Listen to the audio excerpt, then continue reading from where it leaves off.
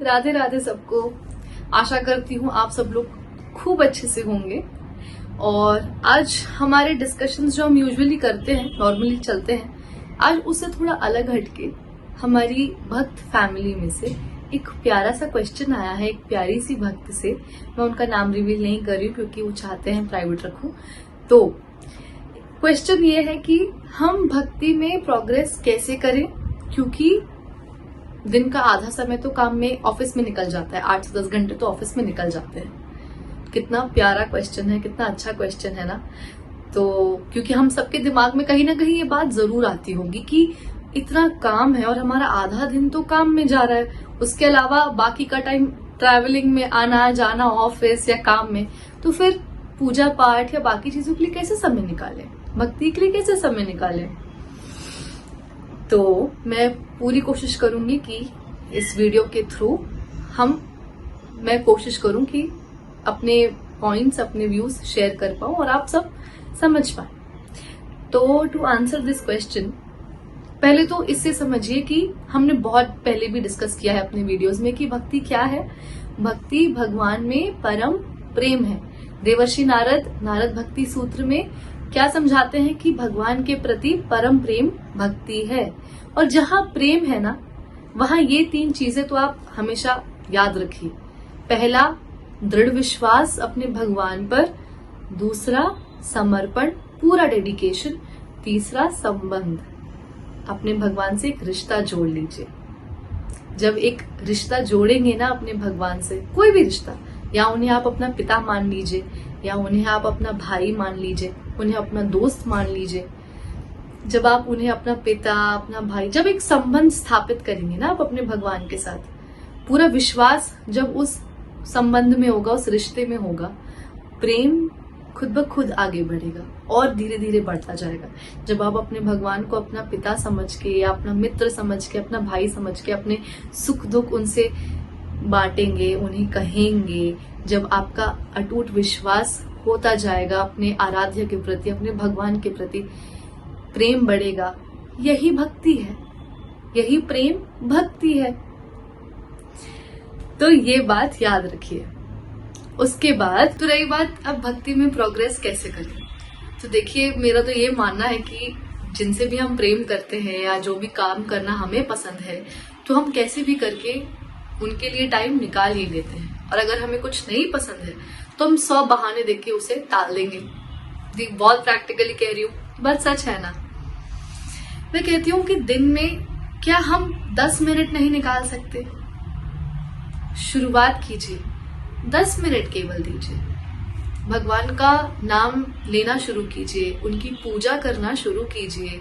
अपने मन में एक तो भाव लेकर आइए प्रेम का उनके प्रति, जो मैं अभी डिस्कस कर रही थी, दृढ़ विश्वास होना चाहिए, समर्पण, वो भाव लेकर आइए।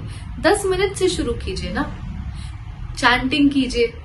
अच्छा, अब मैं बात कर ही रही हूं तो इससे एक और बात डिस्कस करते हैं। श्रीमद् भागवत पुराण में भक्त प्रहलाद ने नवदा भक्ति कही थी। अच्छा, एक नवदा भक्ति है जो श्री रामचरितमानस में है, जो भगवान श्री राम ने माता शबरी को उनका उपदेश दिया था। और एक है नवदा भक्ति जो भक्त प्रहलाद ने कही है, और वो श्रीमद् भागवत पुराण में उसका वर्णन है। तो अब हम डिस्कस कर ही रहे तो ये भी समझ लेते हैं। श्रवणम कीर्तनम विष्णु स्मरणम पाद सेवनम अर्चनम वंदनम दास्यम सख्यम आत्मनिवेदनम। तो ये है साधन क्रम, साधन रूपा भक्ति। मतलब ये ना स्टेप्स है। नवदा भक्ति यानी 9 प्रकार की भक्ति।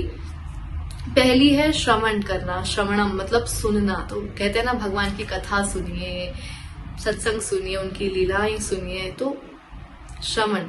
कीर्तन, भगवान का नाम बिल्कुल उत्साह के साथ कीर्तन करना, स्मरण करना, भगवान को याद करना। और भगवान को याद करने के लिए हर समय बिल्कुल सही है। सही समय का क्या वेट करें, हर समय सही है। अब ऑफिस जा रहे हैं, तब ट्रैफिक में फंस गए, कोई बात नहीं, ट्रैफिक में फंसे हुए हैं, भगवान का नाम लेना याद कर लिया, भगवान को याद करना शुरू कर दिया मन ही मन। वापस लौट रहे, फिर भी ट्रैफिक में फंस गए, तो बिल्कुल ट्रैफिक में फंस गए तो तब भी बिल्कुल खुश हो जाइए, मन ही मन भगवान को याद करना शुरू कर दीजिए। हमारे घर में तो खाना बनता है भजन चलते चलते, तो खाना बनता है वो भजन वहां चलता रहता है, भजन सुनते सुनते खाना पकाते हैं। तो ये है साधन रूपा भक्ति। पाद सेवनम, भगवान के चरणों की सेवा करना, उनका आश्रय लेना, अर्चना करना, वंदन करना, भगवान को नमस्कार करना, दास्यम, खुद को भगवान का दास मानना, उनको अपना स्वामी मानना, सख्यम, भगवान को अपना मित्र समझना, आत्मनिवेदनम, भगवान से प्रार्थना करना कि हमने स्वयं को उनके चरणों में समर्पित कर दिया है, उनसे प्रार्थना करना, निवेदन करना कि भगवान हमें अपनी भक्ति दे दीजिए। तो ये है साधन रूपा भक्ति। अच्छा, मैंने ये भी सुना है और समझा है, सीखा है कि भगवान की जो भक्ति है, भगवान की भक्ति तब मिलती है जब भगवान कृपा करके अपनी भक्ति देते हैं।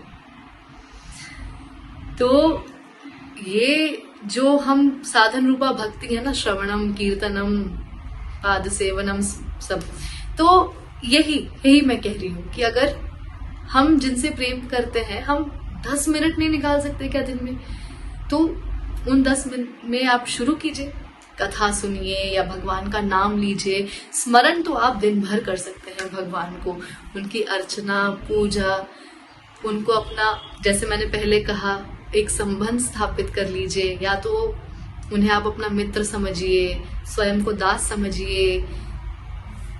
ये पता है क्यों करते हैं? जब ये करते हैं ना हम, साधन रूपा भक्ति धीरे धीरे जब करते हैं ना, तो ये करते करते ना हमारे अंदर की जो प्यास है ना, जो भूख है भक्ति को लेकर, वो बढ़ती है।